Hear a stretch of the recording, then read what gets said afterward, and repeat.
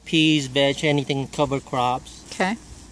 And attract the worm to come in and the fungus and the bacteria and let it do its thing. But mostly keep it moist. That's what I did 2 years on those berms over there. I grew vetch and clover. Right. Okay. So, and eventually you'll cover it. Your soil won't be blown away. And so it builds up. Yeah. And while that's building up, your wood's decomposing. Okay. And then it attracts other, hundreds of millions of insect and fungus and stuff comes in and do its job. That's right.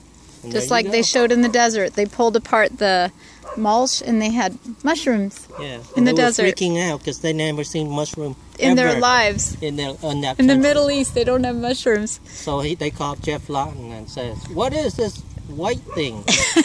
We couldn't figure it out. They said, "Oh, that's mushroom. That's what grows on the trees and forest." That's right. You're growing a forest here in the desert. You understand, they're desert. They never see water is more precious than gold or money. That's right. So what he brought to them is worth more than gold and money, because he helped them to grow food and preserve water. They're harvesting water. Now, another question for you real quickly. How will we do the swales? That's it right there. The swale, you have to follow contour. Your contour is this way.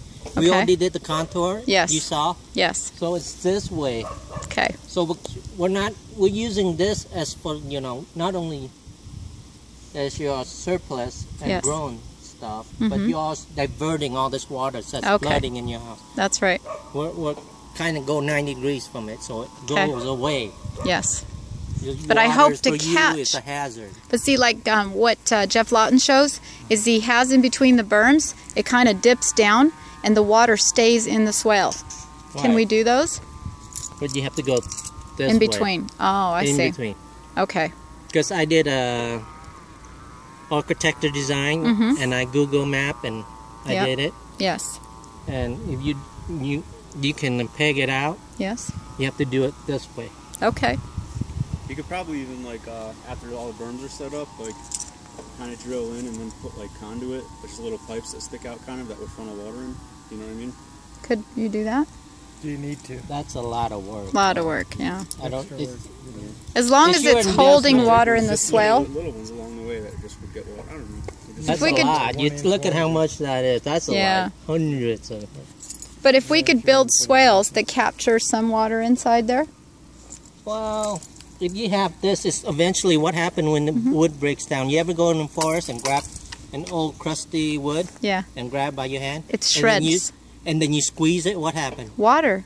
So that's gonna... Yeah, so it's that's wonderful. Gonna be spongy. Those are sponges that you're bearing. Exactly. Isn't that wonderful? And the fungus grow on the side of it. I see. So, you're not worried so much. Plus, that's like a desert. You're in